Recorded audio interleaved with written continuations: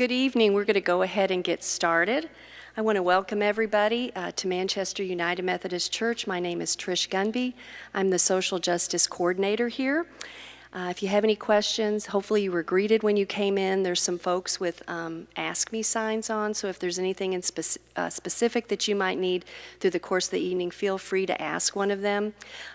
If you need restrooms, if you go out these doors over past the elevator, men's and women's restrooms on this floor, and if you go past those restrooms, there's a hallway on your right, and we have family restrooms and also a gender-neutral restroom if you're interested in that.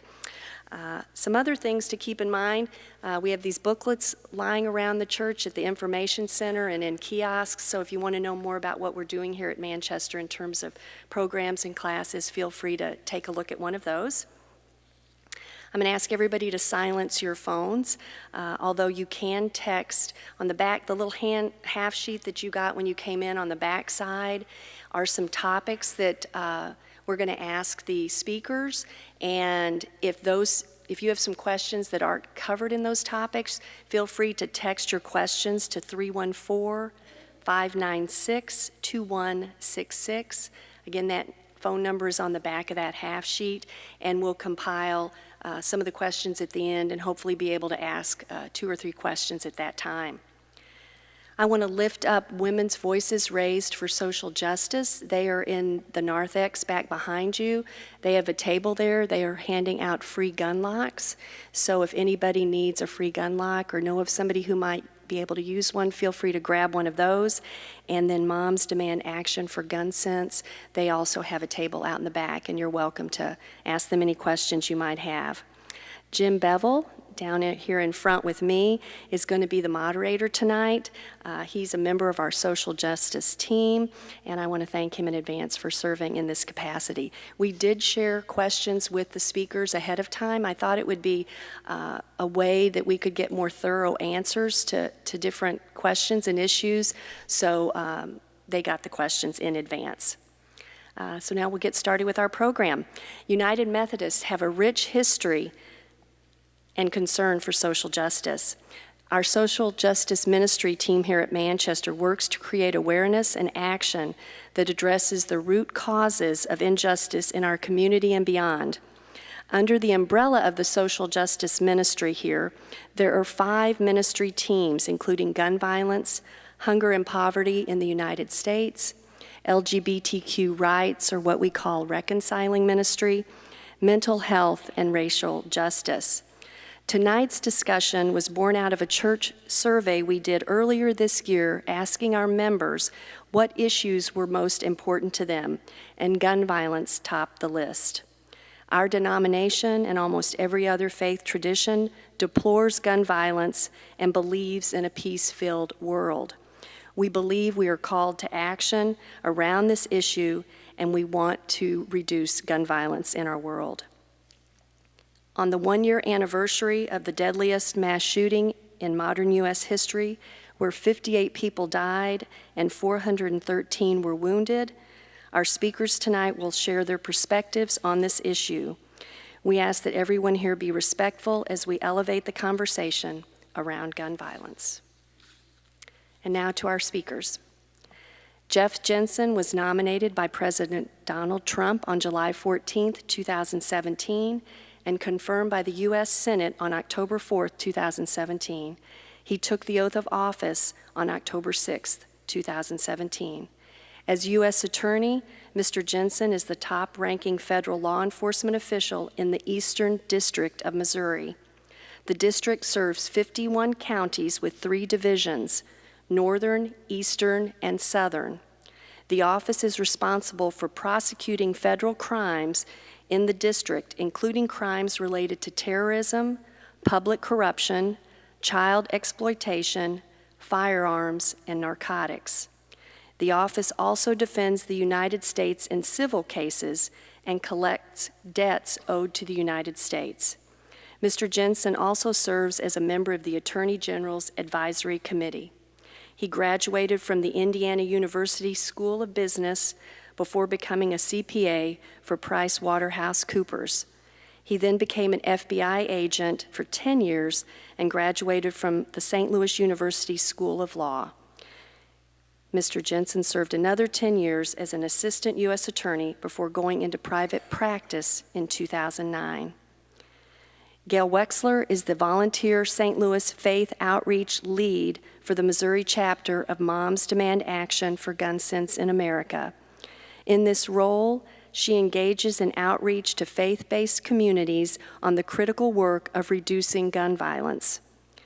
Ms. Wechsler also serves as a national mentor for Moms Demand Action, working with new volunteer leads for the organization.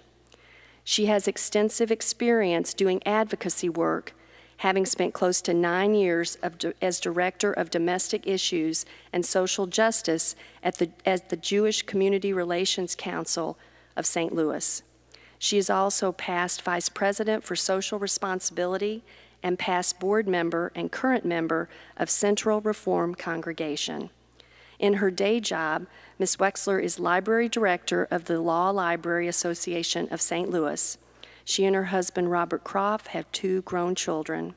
Please join me in welcoming Jeff and Gail. I believe that's how we're going to address them tonight. Jeff and Gail, thank you for being here.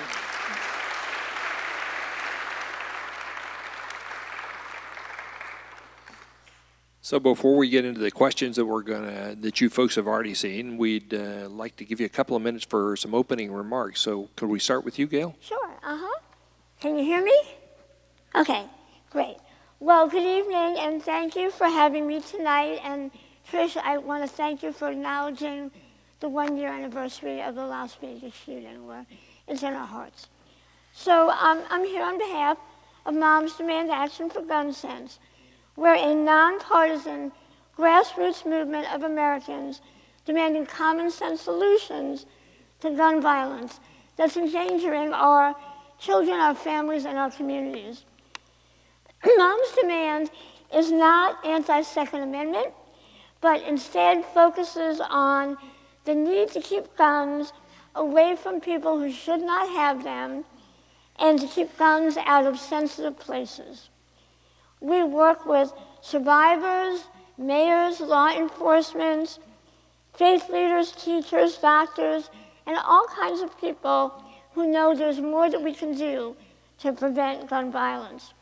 We're part of the largest gun violence prevention organization in the country.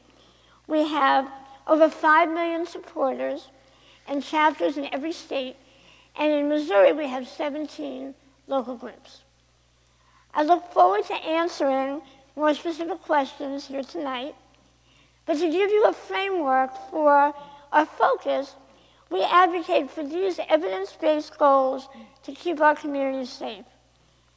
They include closing deadly loopholes in our criminal background check system, promoting gun safety so that children and all of us won't be at an unacceptable level of risk, supporting reasonable limits on when, where, and how guns are carried and used in public places, and creating enforceable laws that address gun trafficking and fraudulent purposes to keep illegal guns off of our streets. Thank you very much. Thank you, and thank you, Trish, for putting this together. This is really a good event. Trish and I have been friends for, I don't know, decades. I don't want to date either one of us, but thank you for putting this together. And please feel free to ask me any questions you like. There's some, and I'll answer any that I'm allowed to answer. I'm not allowed to answer questions about policy or legislation. My job is to enforce the existing laws. I can't advocate one way or another. I also can't talk about ongoing cases. But other than that, I'm happy to answer your questions. But I'll be on my best behavior. I saw Pastor Greg and Pastor Jim here, and I speak to groups all the time, but the first time my wife's been present when I'm speaking, so I'm actually nervous about that. Be really well behaved tonight. But what we're doing in the U.S. Attorney's Office, so I'm the U.S. Attorney, so in charge of the federal law enforcement in this area, like the prosecutors, the ATF, DEA, FBI, that kind of thing. I sort of see it in 3 parts. We've got prevention efforts that we do, and then our prosecution and law enforcement efforts, And then finally, efforts to reduce recidivism, which kind of relate back to the original prevention. So we're doing well with respect to recidivism here. It's not my responsibility. We just have some really good judges and some probation officers. Just to give you some quick numbers, what we measure are, there's something called being on paper. You're on state paper or federal paper. That means you're under some kind of court supervision, whether it's probation, supervised release. They call it different things. It's usually a 3 to 5 year window after you get out of prison. And then we measure an additional 5 years to see how well people are doing after that. So it's about an 8 to 10 year window. And in that time, what we measure are rearrests, because if you measure new convictions, there's a lot of subjectivity in there, such as who was your lawyer, how busy was the prosecutor, all kinds of subjective factors can get involved there. But we just measure rearrests. And in that 8 to 10 year window, our rearrest rate is about 7.5%, which is compared to national averages of, say, 70 or 80% for analogous crimes. So it's a big part of our efforts is to reduce recidivism. We do it through getting people really good jobs. It's as simple as that, job stop bullets. It is really that simple.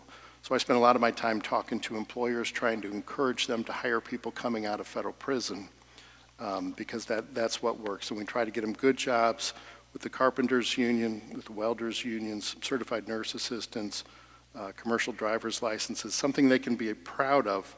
And then that makes intergenerational change, because now, as opposed to a fast food job or something like that, Dad's not in prison, he's not slinging drugs.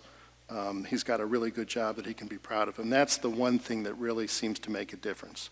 We've got categories of people that are more difficult in terms of recidivism, so we've set up reentry courts for them, where they essentially trade off some of their time on supervised release for a more intense supervised release. We have a mental health court, a drug court, a gang court, and a veterans court, because they all have sort of unique problems. So first, recidivism is extremely important to us, and we're doing pretty well at that. In terms of prosecuting, how long did you say I have for this opening statement, Trish? I'm going on too long. 2 minutes? All right, I'll stop. I'll get to the rest later.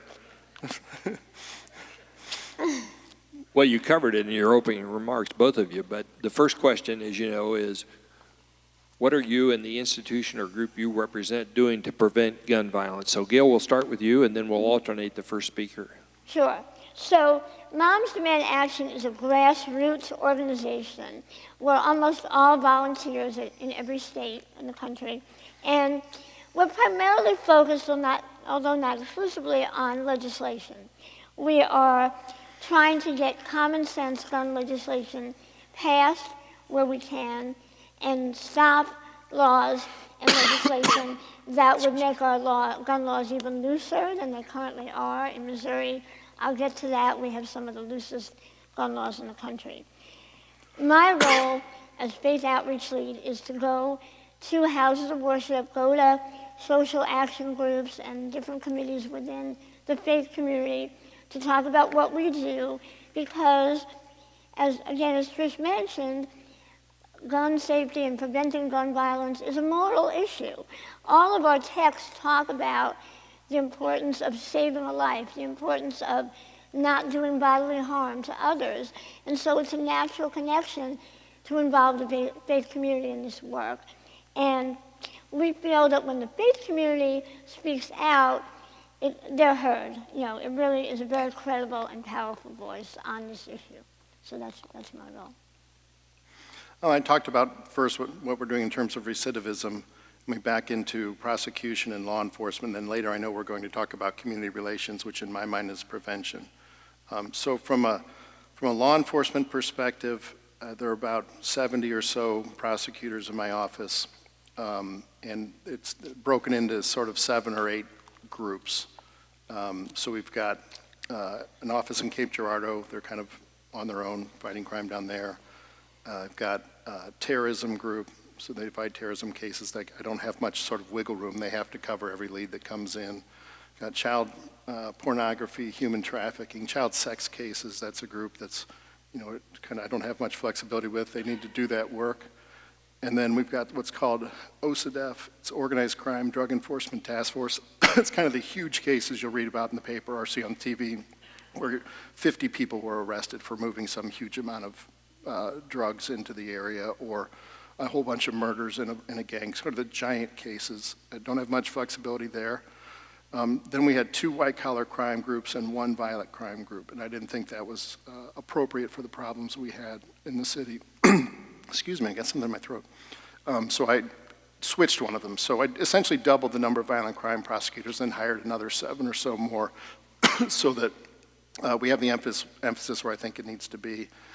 And then we really do, in terms of law enforcement, we target 3 things. We target certain types of crimes that I think are predicates to murder, which are typically business robberies, carjackings, and felons in possession of firearms. So someone's already been convicted of a felony, they're walking down the street with a loaded firearm, or they've got an AK in their car.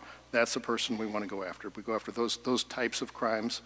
Then we go after certain individuals. If we think that we have a most violent offenders list, if we think they're violent offenders, we put them on a list, and then we do what we can to get them off the street and be really aggressive with prosecuting them.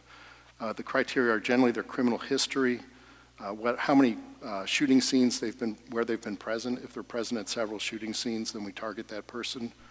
And then lastly, we target sort of a geographic area, which has been come to be known as the Chief's Rectangle. Chief Hayden, though I tease him all the time, it's more like a trapezoid. It's not a rectangle, but it's a certain area. So it's basically Goodfellow, West Florissant, Van Deventer, and Dr. Martin Luther King on the south. It's probably 10% of the land in St. Louis, but it's 67.5% of the murders happen in that little area. So we're really aggressive in that area. So again, we target certain types of crimes, certain individuals that we think are violent, and then a certain geographic area.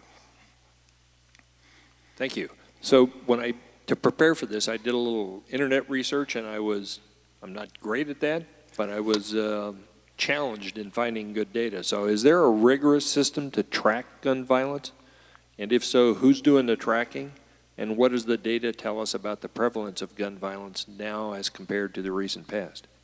There's quite a bit of tracking. The police departments track the gun violence, and then they report it to the Highway Patrol, and we all get constant reports about where the shootings are happening. In the real distressed areas, it's more specific. We have technology called ShotSpotter. So it's sound sensors that are in an area and essentially triangulates to a specific spot, a little 3-foot circle of where the shooting occurred.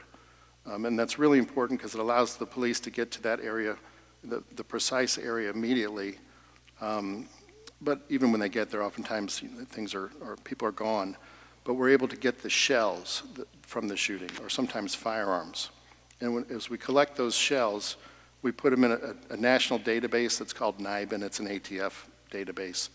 And shells are kind of like fingerprints. So you can see that this gun was used at this murder and this carjacking and so on. So we have it down to a 3-foot area in the distressed areas where the shootings occurred. And if you have a firearm being used twice in a shooting, there's a 50% likelihood that it will be used in a third shooting sometime in the next 60 days. So we obviously jump on those cases immediately. And you asked about the prevalence, I think was your last question. What I measure primarily is murders, because gun violence statistics differ from jurisdiction to jurisdiction, even though there's the uniform reporting, it's not that uniform. Police departments track them differently, and even the same department will track it differently over time. So the best sample set in my mind is murder, because you can't over or under-report a murder. So generally, in the Eastern District of Missouri, we're down about 10% this year, year over year. In the city, it's about 10% in the county, and then about a little bit more than 10% district-wide, which is good because it's a downward trajectory, but not nearly good enough. I mean, we're still highest murder rate in the country per capita in the city of St. Louis in 2017. So it's still a huge problem and my primary priority. Sure. So actually, I'm happy to hear about all the statistics that you're doing in the city.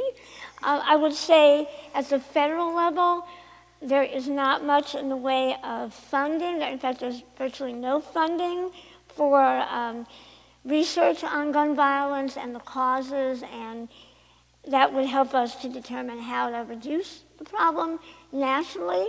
But there have been studies done in academia, and to get to the second part of your question, one of the most famous studies is out of Johns Hopkins School of Public Health. Gail Wechsler, who's the director of the Gun Policy Research Center at Johns Hopkins, he studied Missouri specifically. Back in 2007, Missouri repealed the requirement for comprehensive background checks and purchase permits. And so Dr. Webster looked at how our gun homicide rate statewide, what the change was over a 6-year period, and he found that it increased 16%. And then he adjusted for poverty and other factors that could affect the rate, and the number went up. It was an 18% increase. And this compared to nationally during the same period, there was a decrease of 11% in gun homicide. So that was a cause and effect, how loosening our laws back in 2007 led to more gun deaths. Can I follow up on Gail's comment there? Absolutely, sure. And I can't comment on gun laws, as I said earlier, or policies, but Gail's very right. It's difficult to know the cause. I mean, it's extremely difficult. And for me, it's almost anecdotal because we're solving less than half the murders. I would say probably 50 to 60% of the murders in this area are drug-related, and we know that because of the drug paraphernalia found at the scene. Probably another 40% are just ridiculously stupid vendettas between people where it would probably escalate to a fist fight when we were kids, but now they're shooting each other over just ridiculously small issues, and it goes back and forth and back and forth. And you have to get in and intervene in that cycle and stop the cycle of violence, because people just shoot back and forth forever, shoot up each other's house and so on. Then another 10% or so are domestic violence cases. That's kind of how it's been breaking down in the last year since I've been here. That kind of leads into our third question. If gun violence is different or more prevalent, why do you think that's the case? So Jeff already addressed some of that. Gail, do you have information about that? Yeah, sure. I would say there's two main reasons. Again, I'm looking at statewide in Missouri why we have a problem. One is that, as I mentioned before, we have among the loosest gun laws in the country. A few years ago, we reduced the minimum age for purchasing a firearm or legally owning a firearm to age 19. And then back in 2016, the state legislature passed permitless carry. So that means in Missouri, you can legally own a firearm without any permit requirement, without any requirement that you have even half an hour of training. 10 minutes, no training at all is required. And that's one reason. It's just very easy now to qualify to own a firearm. And the other reason, I think, perhaps in St. Louis there's an issue, and some of our other urban areas, is that also the Missouri legislature has consistently passed bills that basically limit local control. So there are other states where a large urban area that may have more gun violence is allowed to legislate something specific to its neighborhood, to its area, to say, for example, well, you can't have a gun unsecured in your glove compartment. You have to secure it, or you're violating the law. Well, we're not allowed to do that in St. Louis or Kansas City or other large cities in Missouri. And so that's another reason why we're seeing an issue of more and more guns being available, lack of regulation, and it's become a real problem. So Jeff, I understand that you're not allowed to speak to policy, but do you have anything to add to that question of if there is more prevalence or a change in gun violence? Can you speak to the cause as you understand it? Sure. Again, jobs stop bullets. So that's what I think I spend a lot of my time trying to get jobs for. Oftentimes it's young African Americans in the city or in distressed areas. There's a risk window after high school, even starts a little bit before high school, and to get people in that age range gainfully employed in a job they can be proud of and is really, really important. So much of my time is spent doing that and working with Urban League, Save Our Sons program, Demetrius Johnson Foundation. There are a number of groups that we work with to try to create jobs for people coming out of high school. And typically it's in the construction industry for those. There are certain minority hiring requirements for construction companies. What they have been doing formerly is just hiring minorities because they're minorities, and then they go out on the site, and whatever discrimination existed originally, now it's multiplied because they're not qualified to be working that job. So we have groups that train people on how to go out and effectively start a job, and even practice how to come to work and do a little fake job for a couple of months, and dress appropriately, and have eye contact and body posture that's appropriate, and sort of work on those things. Getting closer to the fight, we work closely with, and I spend a lot of time supporting and working with a group called Better Family Life here in St. Louis. I don't know if people are familiar with that, but the guy who's kind of the outreach person is James Clark. And they do a whole bunch of things. They get jobs for people. They go door to door. They don't believe you can establish social services and wait for people to come to you in your office. They go out to the neighborhoods, to the high crime neighborhoods, and have MOUs with about memorandums of understanding with maybe 75 community support organizations, and go door to door in these high crime areas and say, okay, this kid needs a dentist appointment, this one needs a GED, you qualify for Medicaid, you're not getting it, and they work with that family to improve things. In the process, they learn about ongoing shooting battles, because everybody in the neighborhood will know that Jim is trying to shoot Jeff and Jeff is trying to shoot Jim, and we've been shooting back and forth against each other forever. So these ongoing shooting disputes that they find out about, and they are able to intervene in those. So they find the circle of care around each one of these combatants. Typically, they'll blow up their phones for the circle of care for the first couple of days, and then they try to resolve it within 72 hours. They find the person that has the most leverage over that kid. Usually it's grandma or football coach or somebody that has leverage over that kid. They sit down and they have some really ugly conversations, but they eventually get them to sign a truce. And if they can't get them to sign a truce, then they move one of them out of town. So they've been doing that very successfully. They've had over 50 successful de-escalations, which in my mind not only prevents 50 murders, but all the ones that would keep going on back and forth after that murder. And the Brown School at Washington University is studying it for us, and now it's starting to be copied by other cities. It's the first one in the country, and I think that's one of the best prevention efforts I've seen. Gail, obviously you have some comments on that. No, actually, I know you had a question later on about community involvement, and we're familiar with Better Family Life as well at Moms Demand Action, and they're doing great work, so that's great. Good, Jeff. You led into this with your remarks just there. The fourth question is, do you think the perception of gun violence differs based on race, and if so, how?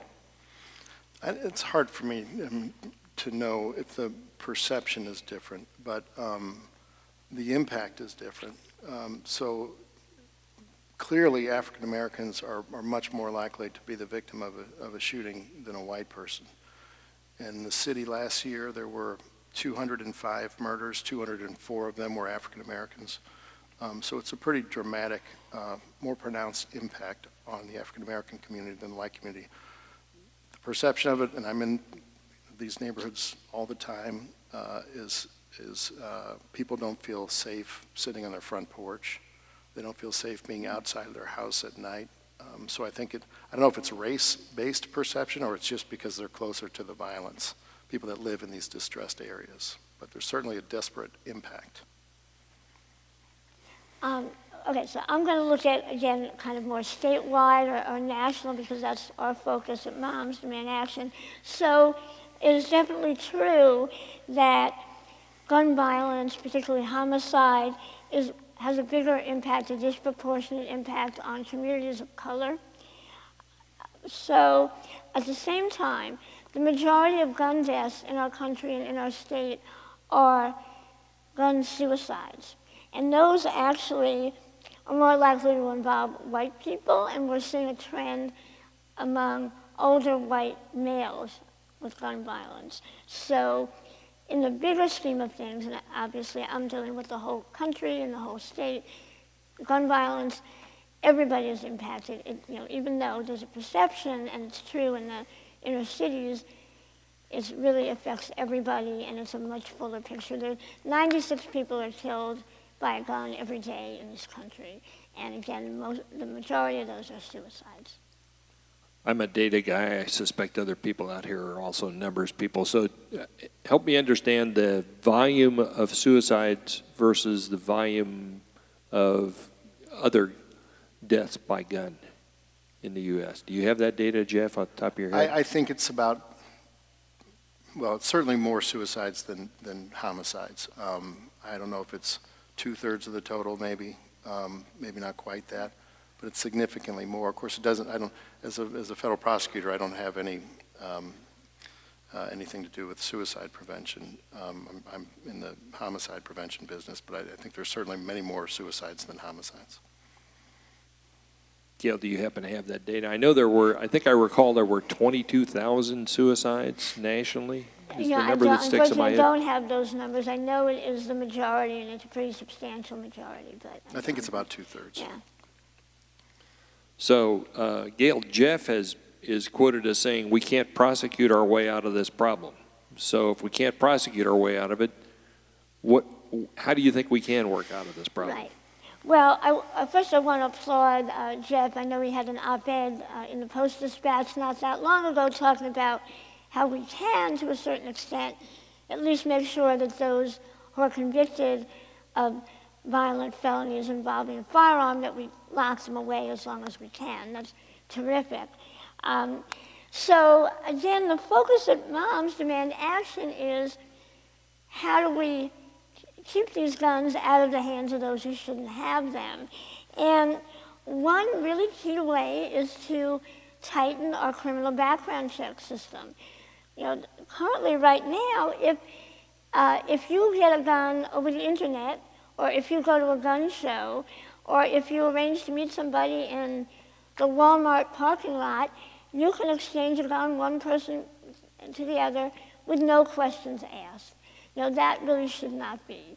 If we had a better system for making sure those sales could not go through without a background check, it would go a long way toward prevention, as would addressing illegal trafficking, making it harder for guns to get into the wrong hands. So just when I said I can't take a position on issues, Gail mentions my editorial. I'm sorry. No, I'm kidding. No, that's a great point. I can take a position on issues when I get approval from the Department of Justice, but so it's pretty narrow. So I'll congratulate all the people that wrote that for me.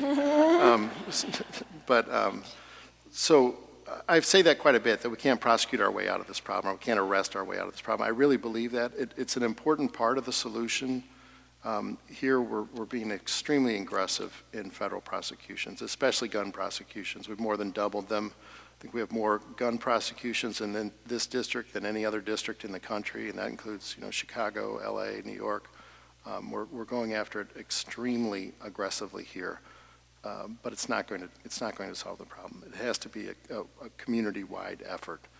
Because of those low recidivism numbers we have in federal court, which are much different than state court because we have the resources, I think it's important to get as many criminals into the federal system as possible as opposed to the state system. But I don't worry too much about the amount of time a person does, at least around the margins. So if we're in an argument and we're about ready to go to trial, and we think the person should do 7 years in prison, and the defendant is willing to plead guilty to 6, I really don't want to spend a month's worth of office resources on that issue. I'd rather get them in, probation office is batting 900, get them out, get them a job, and get them on their way. So I don't spend too much time worrying about the amount of time people do, but I'm definitely trying to get as many criminals in the federal system as possible because it's working, here anyway. And most, I don't know if people know this, most crimes are both federal and state crimes. I mean, there are some that are exclusively state crimes. Armed robbery of an individual there's no interstate nexus there. There's nothing federal if it's just an armed robbery of an individual. But if it's an armed robbery of a business, then it's a federal crime because the business is involved in interstate commerce. Drugs are crimes in both places. So it's, we have a lot of discretion about where cases go. Thank you. We have seen signs, heard slogans that thoughts and prayers are not enough. Even the word enough is been used in a movement. What words of hope can you offer to those who are at their emotional breaking point about this issue? Gail, you want to do that first? Sure. So, as I mentioned, Moms Demand Action, a lot of our work is legislative. And even though really not much has changed at the federal level in terms of gun laws, because of the grassroots effort of moms and other groups, we have had a lot of successes at the state level in making more restrictive gun laws that have saved lives. And this has happened in red states, blue states, and purple states. I'll give you a few examples. In Colorado, Nevada, and Washington state, there were statewide ballot initiatives to strengthen the background check system, and all of them passed. In states, Rhode Island and Kansas, those are two states that expanded their laws to protect victims of domestic violence. So those are just a couple of examples. There are many more. In Missouri, as I've mentioned a couple of times already, we have very, very weak gun laws. However, the tenacious work of Moms Demand Action volunteers has led to having 2 legislative sessions where not one piece of legislation passed that would have further loosened our gun laws. And that's pretty remarkable in this state. So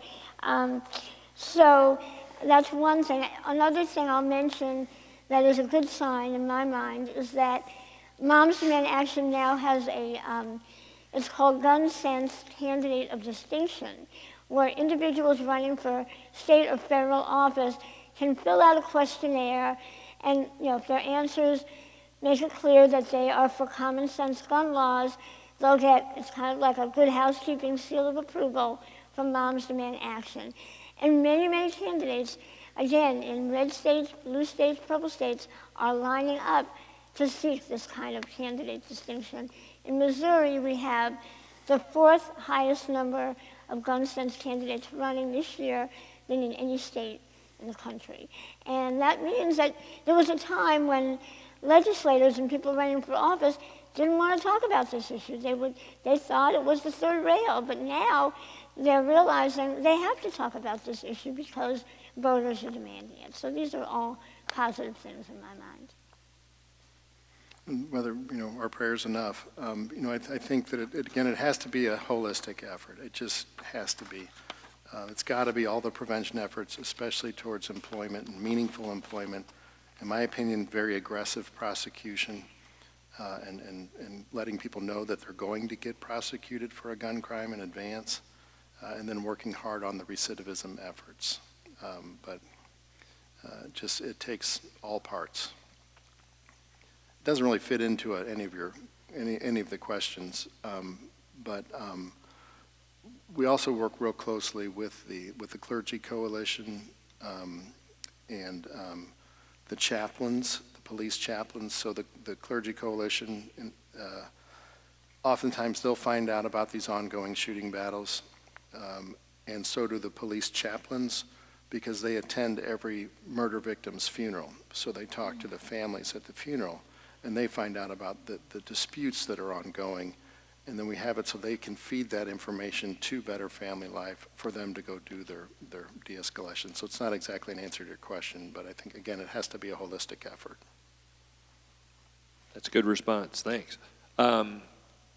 We've got the 7th question that was prepared that you guys have had a chance to look at was that the previous administration's Secretary of Education recently called for a boycott of schools this fall as a show of solidarity against gun violence. The current Secretary of Education has talked about using government funds to arm teachers. What are your responses to those two radically different approaches to solving the problem? I'll start by saying I can't take a position on that one. Defer to Gail. Okay. Okay, well, I'm going to start with the second one, the idea that we should arm teachers. It's a terrible idea. Teachers have enough on their plate without having to be forced to carry firearms. And in a situation where there's an active shooter, even extremely experienced law enforcement officials will tell you that they have a hard time determining who's the shooter, what's going on. You put more guns into that situation, it's not going to help. So, I'm not really familiar with the first initiative you talked about, but I'm really going to go back to, what I've said before. The best way to reduce incidences of gun violence in schools is really the same as the best way to reduce gun violence in other sensitive places. Having better criminal background check system, working on gun safety, efforts like our wonderful Be Smart program. I encourage you to have Be Smart at the church as well. The Sandy Hook shooter found a gun in his mom's closet. It was totally unsecured. It was fully loaded. We have to change. We have to make sure that doesn't happen. That we have laws that may have penalties if that's not done. If we don't properly secure our firearms, and we have to educate people about how to do that. The gun locks from Lock It for Love are great too, and we just need to address the problem that there's too many illegal guns floating around and it's too easy to get a gun. If we deal with those issues, it's going to reduce the incidence of gun violence in schools and other places. I think you've already addressed the next question, Gail, but it might be useful. Are there any other gun laws that you're advocating for? And have you involved the law enforcement as you're preparing for those laws? Well, I'll say at the federal level, the state and federal level, there's two other kinds of laws that we've seen be successful in other states that we'd love to have here in Missouri. One are called red flag laws, and they allow police or family members to petition a court to have guns temporarily taken away from a person who may present a danger to him or herself or to others. The red flag laws have recently been passed in Indiana and some other states, and that would go a long way too to reducing gun violence. And also, I've talked a little bit about domestic violence and a problem of domestic abusers having guns. We currently do have a federal law that keeps guns away from some domestic abusers, but it has a big loophole that's called the boyfriend loophole. So if you're not allowed to have a firearm permit and own a gun if you are, I believe, the spouse or you've had a child with the person who's alleged abuse, or you're living together. But if you're a stalker, an ex-boyfriend, just a boyfriend that doesn't meet one of those criteria, this law does not apply to you and you can still get a firearm legally. So that's another law that we're trying to change at the federal level. Jeff, I know you can't speak to policy of gun laws, but can you speak to the engagement of our law enforcement folks with the lawmakers as they evaluate these issues? I don't have much visibility into that. I mean, where I think that I need to communicate better with law enforcement is to let them know that we are taking a more aggressive approach on certain statutes, like the one Gail mentions, which I've actually litigated, that it's whether they cohabitate. And I had, adjoining trailers and would sleep in one and the other, and you're trying to figure out, is that cohabitation? It was a big fight, but it makes it a lot harder than it needs to be.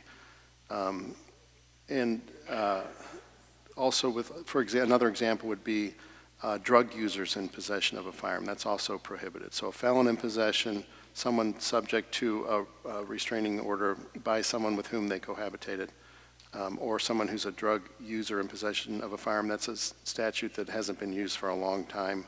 We're using it quite a bit now, especially for people that are on our most violent offenders list. We kind of find any statute we can to go after them. And the typical scenario is a bag of weed and an AK-47 driving around in a neighborhood. You know, we have no other way of getting at that person, so we prosecute them under statutes that haven't previously been used very much. Can I say one more thing about law Absolutely, sure. enforcement? I was going to say also that, you know, Moms Demand Action works with law enforcement quite a lot, and often when we're testifying in Jefferson City to oppose a bill that's going to weaken gun laws, we've got members of law enforcement in St. Louis, Jefferson City, all over the state testifying right alongside us opposing these efforts. You know, we think it just makes sense that it's harder for law enforcement to do its job if they're worried that everybody who's out on the street is carrying a gun. When you make it that easy, any potential suspect that you walk up to may have a gun, and that influences the interaction. So that's, you know, it's troubling. So we love working with law enforcement, and they've been wonderful in testifying alongside us. And I just so I don't Sure. misspeak, I didn't mean I don't have a vantage point into law enforcement, obviously. I mean, I don't have a vantage point into the relationship between law enforcement and the legislatures. I'm not allowed to, it's hard for me even to appear with a legislator, especially someone who's a candidate for office. I just can't, I'm not allowed to be around that because it might look like I'm endorsing one candidate or one party or the other. You guys have done such a great job of answering the next two questions. I'll skip to to question 11, which is, how do you feel about the gun buyback programs? Jeff, why don't you take that one first? Yeah, but let me back up a little bit before. I'll answer that quickly, and then let me back up to community engagement a little, just real quickly. With respect to the gun buyback programs, I think anything helps. That's about how I feel about it. I've done one with Mayor Cruz, and it was one of those times I could do something with a politician and the police chief and Judge Jimmy Edwards in the city. I've forgotten how many hundreds of firearms we bought, but that's a positive. I think it's a net positive. I would like to, though, back up to one thing I left out. Yeah. You want to talk about gun buyback Sure, programs, and I'll back up a little bit? You know, similar. I think they are a good idea. Everything does help. The main problem, again, in Missouri is that they have to be privately funded, and so it can be expensive. I know when St. Louis recently had a gun buyback program within the last year or so, they had to turn some gun owners away because they ran out of money. So that, you know, if you're going to do them, you know, it would make more sense to have a better source of funding to make sure you can get every gun that's presented. But they are a good idea. Yeah, any additional information about community outreach programs would be great from Right. either of you. I think I covered most of them. The ones we work with, you know, again, Urban League, Better Family Life, the Save Our Sons program, Demetrius Johnson. Also work quite a bit with Father Support, which is a good group at trying to reconnect fathers to their families. That's organization is doing quite a bit of good, and they're all focused on our rectangle. Everybody's focusing their efforts on that rectangle. Which is helpful. And then one thing I think I've not done a very good job of, I don't think I've communicated enough sort of the threatening message of a federal prosecution. So federal prosecutions are different than state prosecution. In other words, you do 85% of your time. The sentences are typically pretty long. There are no prisons near here, and those heavy sentences oftentimes leverage a person to give information about others who are committing crimes.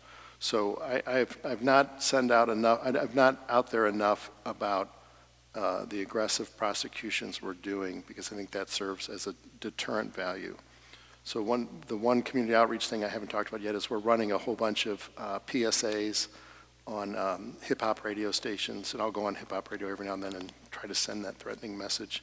So the PSAs are people in the community who have been impacted by gun violence. Typically, they're kids who've lost their parents, or parents who've lost their kids, and they talk about how that's impacted their life. And then the chiefs of the county and the city and Judge Edwards, they kind of send really positive messages out on these radio PSAs, public service announcements.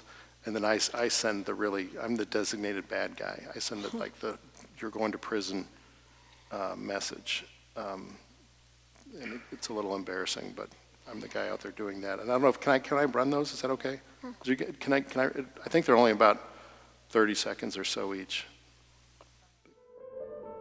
This is Jeff Jensen, U.S. Attorney in St. Louis. Our office is aggressively prosecuting gun and drug crimes. So far this year, we've doubled the prosecutions. This will continue. People who commit a crime with a gun or who are a felon in possession of a firearm can expect a long sentence. These prisons are located far from St. Louis, and there is no parole. Put down the gun. Hi, my name is Lydia Jackson Jones, and on December 11, 2014, my daughter, my shero, Brittany Jefferson, was shot and killed during a home invasion in front of her children. Her life and her legacy was cut short at the age of 25. And while I know the potential that lived inside of her, her children and those who could have been impacted by her will never see that manifested. St. Louis, the time is now to stand up as a collective people to help this city reduce the violence in our communities. St. Louis, stand up. So there's about 50 or so of those more impactful ones than me being the bad guy, but I think they're having an impact. It's hard to know. We'll hear about them on, we listen to a lot of jailhouse tapes. After people go to jail when they're awaiting their trial, we listen to their phone calls, trying to get more evidence against them. And we'll hear a lot of complaining about the federal prosecution. So I think the message is getting out, but I could do a lot better at that. Gail, do you have anything to add to that? I'm going to say on the community outreach, really the U.S. Attorney's Office is doing a great job and has hit all the right bases of the organizations. We will work with organizations that come to us. We think outreach is important, and we want to be a very inclusive and diverse organization, and we are doing that at Mom's Demand, so it's important to us that we work with survivor communities and communities of color. Very good. You've disappointed anybody who's out there who was hoping for a debate here. This is very convivial. Everybody is working hard to solve the problem. I'm smarter than that. Yeah. So according to a Pew study, 2/3 of gun owners own a gun for protection, and yet the majority of the firearm-related deaths are attributed to suicide. Can you talk about the possibility of focusing our efforts on mental health related to gun violence? That's probably my question. Sure. Yeah. I'll have a little piece. Yeah. So yes, we talked a little bit about suicides, and again, I'll mention the Be Smart program that Moms Demand Action does. It focuses on safe storage of firearms to reduce gun suicides. And I do have some statistics. I don't have the numbers on the actual toll from suicide, but I can tell you this, that access to a gun during a period of crisis is often the difference between life and death, because 90% of people who attempt suicide with a gun will die. In contrast, over 90% of people who attempt suicide through some other means are going to live, and they are unlikely to attempt suicide again. And this isn't because gun users are more suicidal or more mentally ill. It's just because guns are more lethal, they're more effective than other methods of self-harm. So we certainly do need more funding for mental health services, absolutely. But that won't fix the gun violence problem and won't end gun deaths by suicide if it's still too easy to get that gun in the first place. So apart from suicide, which is not something I deal with, mental health issues are pervasive in the criminal justice system. I mean, absolutely pervasive. There are many defendants have, I would think, some kind of underlying mental health issue. I don't know what percentage it is, but that's why we set up a separate court for that, because you sort of have to change your definition of success for people coming out. It's that there probably will be violations of their conditions of release. You can almost expect that. You just have to define success as making sure you're receiving treatment, you're taking your medications if you're supposed to be taking medications. But it's absolutely pervasive in the system, and in direct ways and indirect ways. So much of the gun violence, as I said, is around drug trafficking, fighting over territories, or just trying to rip off the person who's selling the drugs to you, or just things that go wrong in those transactions. In my opinion, many of the people who are consuming these drugs have sort of underlying mental health issues that they're sort of treating on their own. It's probably cheaper to go buy a button of fentanyl than it would be to go get a prescription for an anxiety drug. So it's creating that market, that demand that then's causing some of the gun violence. And obviously the overdose deaths are a horrible problem in and of themselves. So the dealing of sort of easy to get fentanyl and now carfentanil and all these other things, it's just god awful. Gail, do you have any additional information to share on that? Not on the suicide issue. So one of the catchphrases that we've heard for generations is, guns don't kill people, people kill people. Do you have a response to that, Gail? Sure. Okay, guns don't kill people, people kill people. That's a slogan of the NRA, and at Moms Demand Action, we don't buy into any of the NRA's language or slogans. It's too easy access to guns is the reason why Americans are 25 times more likely to be murdered with a gun than people in any other developed country. These other countries have more restrictive gun laws than we do. I mentioned before the study about Missouri, how our homicide rate went up 18% after we loosened our gun laws. In Connecticut, they passed more restrictive gun laws after Sandy Hook, and the number of gun deaths went down from an average of 92 per year to 53 per year. So we're an evidence-based organization. The evidence that we have tracked shows there's a correlation between how strict our gun laws are and the level of gun violence and gun death. And so, that's our stance, and we've got the evidence behind it. And guns don't kill people, people kill. I think that gets me too close to taking a position on legislation. Again, circling back to my first answer, my job is to enforce the existing laws. So people that possess guns illegally under the existing laws, that's our focus. I don't think I can take a position other than that. Thank you very much. Obviously, these folks didn't need all sorts of advanced preparation to answer questions well, and so now we're going to prove that by having my colleague ask them some questions from our audience. Thank you. We've probably received about 25 questions, and some there have been duplicates, so I'm going to ask some of the duplicates. And a lot of this, if you can just maybe comment. Somebody wanted to know if you can discuss what red flag legislation is and how you can prevent it from being abused. And I know, Jeff, I don't know if you can comment on red flag, but... Right, so I talked about that a little bit earlier. That's basically laws that allow the police to come and take a firearm temporarily let's say, you've been living with your father, your grandfather, and there's been some behavior that seems abnormal, or perhaps there is a mental health issue and the person hasn't been taking their medicine. You've got to go to court and explain what the situation is, but it allows a judge to authorize the police to take that person's gun away.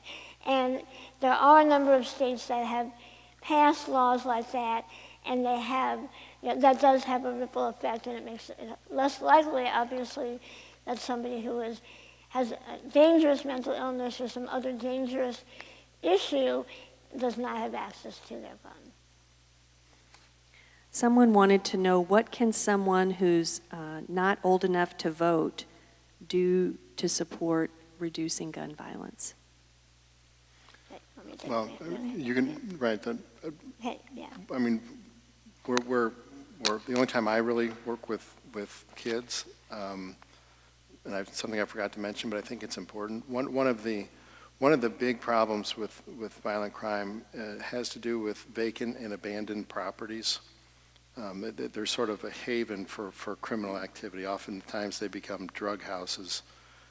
So what we do with Better Family Life and the kids and everybody else in the neighborhood is we go out and have a clean sweep where the neighborhood associations pick out the houses that are the most problematic houses, typically drug houses.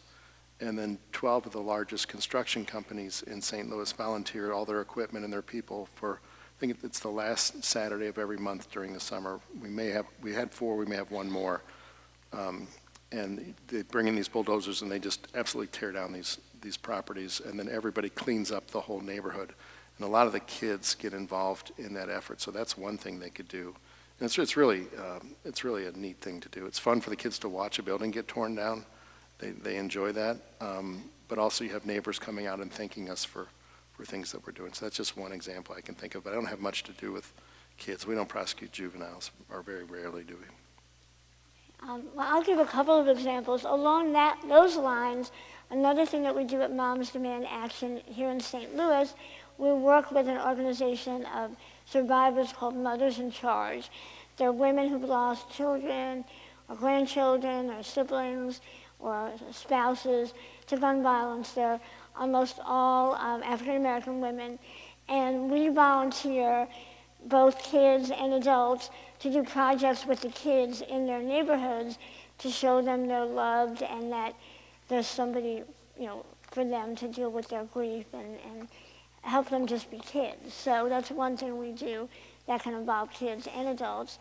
And legislatively and advocacy-wise, a simple answer is students demand action. We actually have a segment of Moms Demand now that is made up entirely of teens and tweens, those under 18 who are getting out in the community and educating people on this issue. Some of them are getting involved in politics by registering people to vote, even if they're not old enough to vote themselves. So if there's anyone in the audience or a parent who wants to know more about Students Demand Action, I'm happy to talk to you after the program. Great. I'm going to kind of lump some of the questions together. You all spoke about economic disparity, and we have a question about getting to the root cause of so many incidents of gun violence has to do with economic disparity. And how do you bridge that gap between the city and the county? Because I know so much, Jeff, about what you're talking about is urban.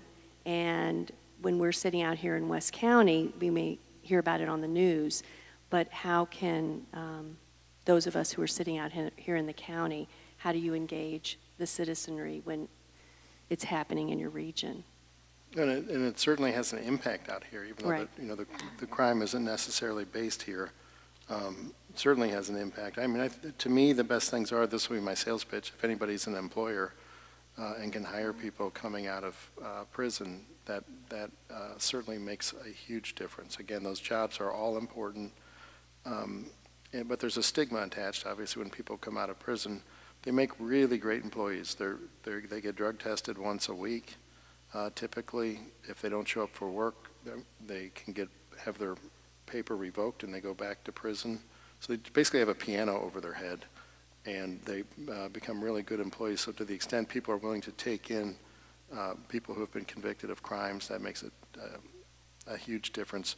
In terms of the economic disparity, it's just such an old problem. I wish I had an answer to it. Whether it's the schools, are there family issues? A lot of times these kids that are witnesses to violence or have someone in their family die of violence, there's clearly a PTSD impact, and they usually don't have that treated in any way. So the root cause, I wish I had a better answer for you, but I don't. Yeah, I would agree that's a complicated issue. Another thing you can do, there are nonprofits, I think like the Sweet Potato Project, Angel Baked. There are organizations that will employ at-risk teens so that they get job skills and are more likely to have a better path. So that's another way people want to volunteer or donate. Okay. I'm just going to throw this out there, the influence of the NRA in legislation. And you probably can't answer that. Yeah, Okay. Some of this, Okay, I yes, apologize. okay. I'll be blunt here. The big problem we have in Missouri is that many of the candidates, let's say of one party. Now we are nonpartisan, and we will support candidates on any side of the aisle if they have the right position on common sense gun laws. I'll say in Kansas, right next door, I mentioned the gun sense candidate of distinction. 20% of the candidates in Kansas who have that distinction are Republicans. So this really should be a bipartisan issue. Unfortunately, in Missouri, there are a number of individuals who are in office who receive a lot of funding from the NRA. And they have been threatened that if they do not vote the right way on any particular bill, that they'll find a candidate to run against them in the primary, or their funding will dry up. We've been at hearings in Jefferson City where somebody was testifying, a legislator was testifying, and looking at their lobbyists for, is that right? Is that what I should say? We even had an instance where a legislator was a survivor of domestic abuse, and really had a concern about that law that passed in 2016. And she told some of our folks who were there doing advocacy that she was told by the representative of the NRA that, you have to vote for this, we'll fix it later. So, unfortunately, there is a lot of influence, but we are growing in numbers, and as I mentioned, there's now more and more candidates in Missouri who are willing to say, it shouldn't be about that money, it should be about saving lives, not about whether or not we get money from an interest group. Are guns typically owned legally by people who commit crimes? I'm not sure I understand that. I guess they're wondering, and I had a couple of questions on this. People who are licensed to own a gun, is that who you are finding typically create crimes, or? Well, I mean, it's misdemeanor maybe, but if somebody's been guilty of a misdemeanor, it's possible. Right. They can own a gun. Most of the guns we find in crime scenes are not, it wouldn't be registered to that person who has that firearm. I mean, so it's not, typically they're passed around and used over and over again, and sometimes, all kinds of ways that they get exchanged. So the only time we get involved is when they're a prohibited person, a felon in possession, a person who's been adjudicated mentally ill in possession of a firearm, someone who's subject to a restraining order in possession, or a drug user in possession. Those are kind of the main ones where we get involved. And then with respect to the Hobbs Act, or the business robberies, it's called Hobbs Act cases, or the carjackings, rarely is that ever someone who's legitimately registered owner of firearm. But this is a tiny point, but sometimes the state and the federal laws interact a little bit. So we just prosecuted a guy who had I've forgotten what high school, it might have been Melville or Lindbergh, one of the high schools, I'm not sure which one, but drove onto the school property with a firearm in his car, and also had some potentially bomb-making type materials, and then there was sort of a little bit of a menu of how to make bombs in his car. And it's tricky because if the person were a legitimate conceal and carry person, there's an exception to the federal law for a state person on a school property with a concealed carry permit. So sometimes they do sort of interact, and it gets complicated, and I don't think people really know what the law is, frankly, with respect to have firearms near a school. So it does get a little bit complicated sometimes. I did have a couple of questions about the difference between St. Louis City efforts on gun violence versus federal efforts. Yeah, the circuit attorney in the city. Well, we have a new county prosecutor. He's a candidate at this point, so I'm pretty limited in what I can talk to him about, even though he doesn't have an opponent. So it's kind of a strange rule, but DOJ has rules. So in the circuit attorney's office, Kim Gardner's the circuit attorney. She's got a tough job. It's a really high violent crime rate in the city. There's quite a gap between law enforcement and the community, and she's trying to sort of bridge that gap. She doesn't have the resources to prosecute all the violent crimes that are happening in the city. So we supplement their efforts with federal resources and federal prosecutions more than we do in other areas. I mean, that's just kind of, we kind of go to where the problem is. In eastern half of Missouri last year, 350 murders. 10 of them were in the northern counties, 23 were in the southern counties, and all the rest is right around, St. Louis area. So that's where we're putting our resources. You mentioned getting disadvantaged youth or young adults jobs. Somebody also asked about military service, if that's an option. But along the lines, I know with military service, that's been a higher suicide rate recently as well. So it's, I guess the question is military service an option? And what do you see folks coming out of the military in terms of mental health efforts around suicide increase with that population? So it's kind of a two-part. I don't know with respect to military service. I mean, I think employment is wonderful. So going in the military would be great. We're having tremendous trouble hiring enough police officers. So that's another option that's out there.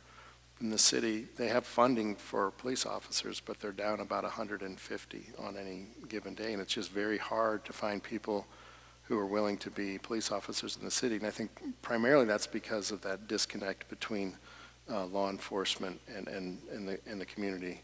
People they just don't want to be a part of the police department sometimes. And we're trying to do things differently to change that, but there are many job opportunities available in the police departments.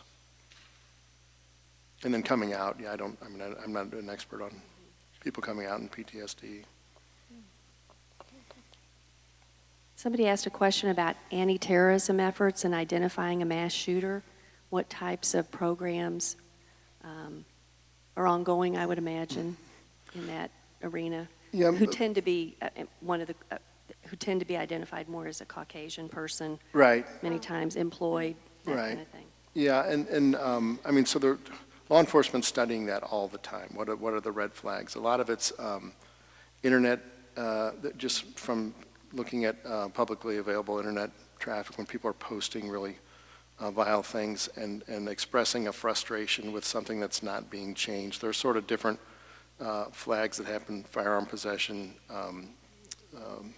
obviously bomb-making type devices, which you'd be surprised how often that happens.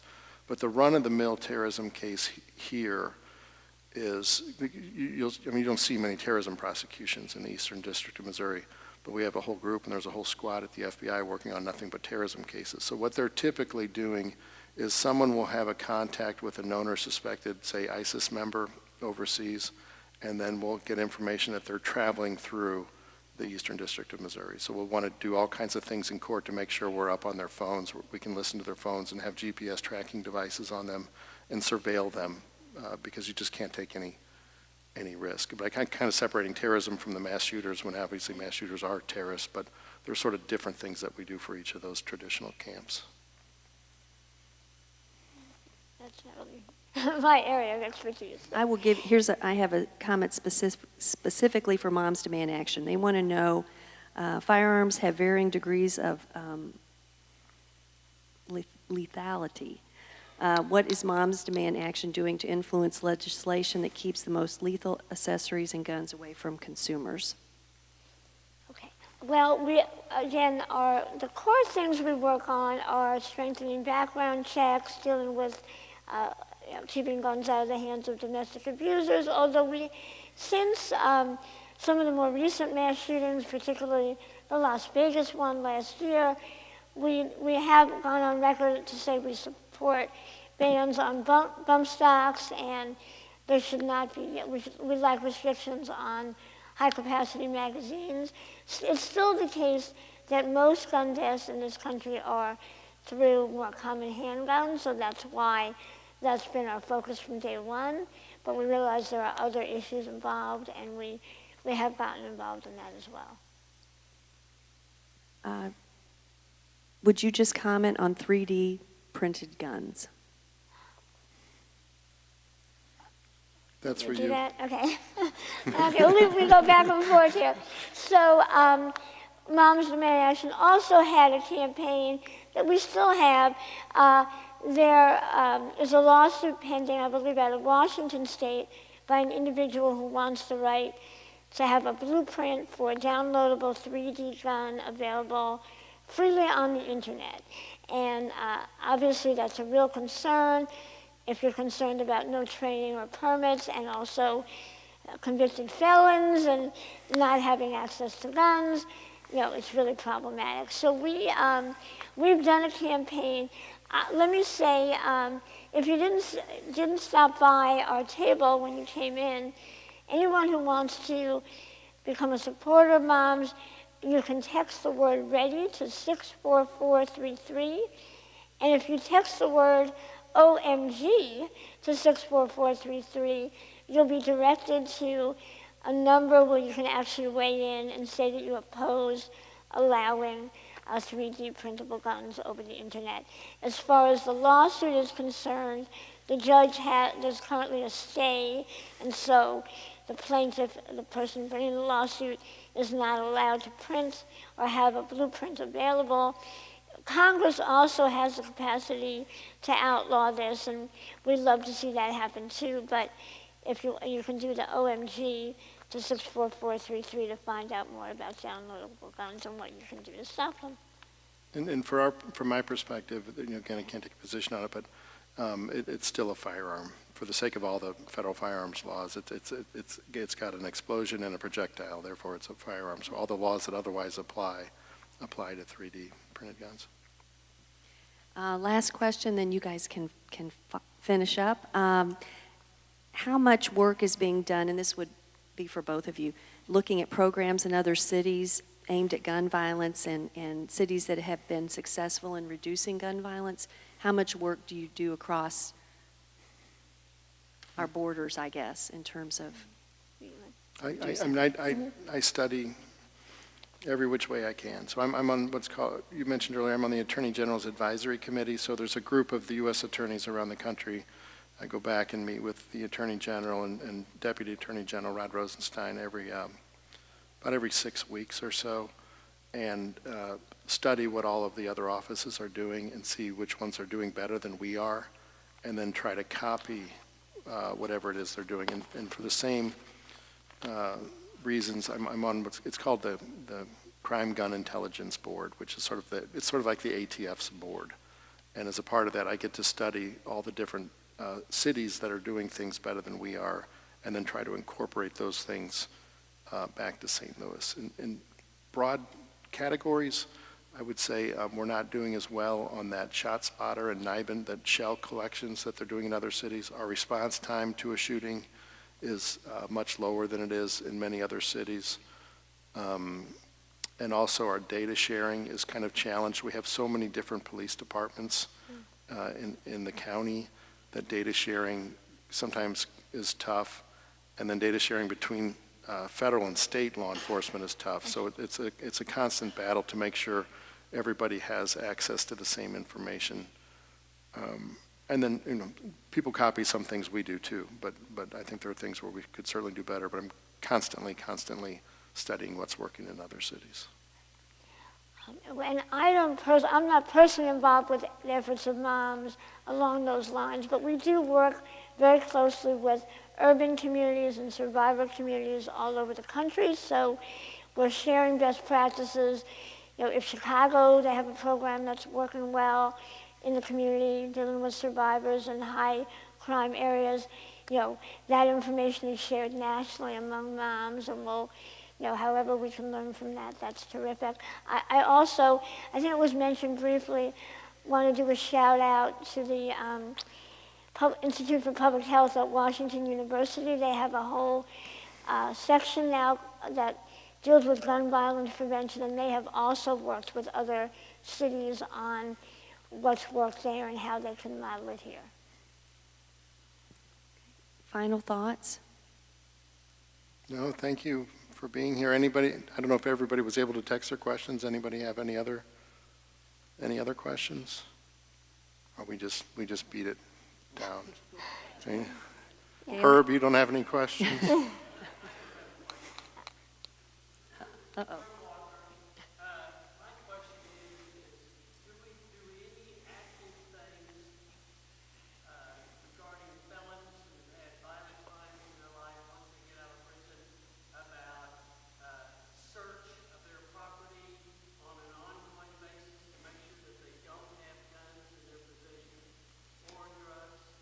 Yes, Herb, they do. And I talked about that sort of time on paper. One of the things that the judges will order, I've never seen it not ordered, is a search requirement. So then police officers don't need, or federal agents, FBI, whatever, they don't need to get a search warrant to go into that person's house while they're in that period of court supervision.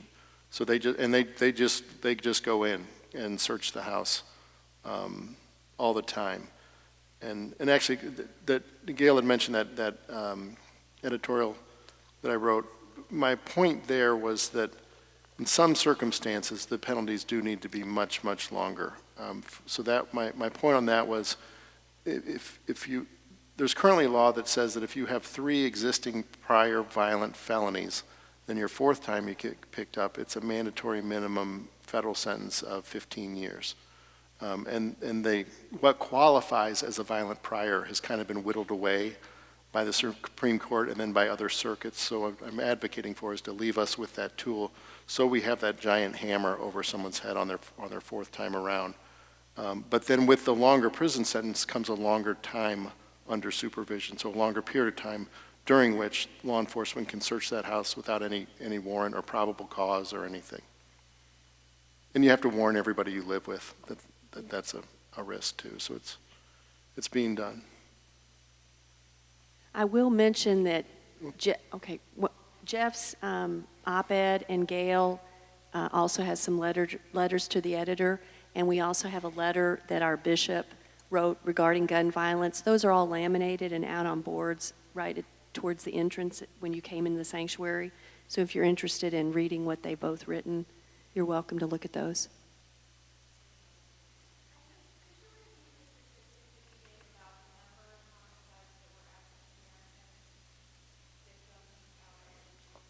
In the city, 205 murdered last year, 204 were African American.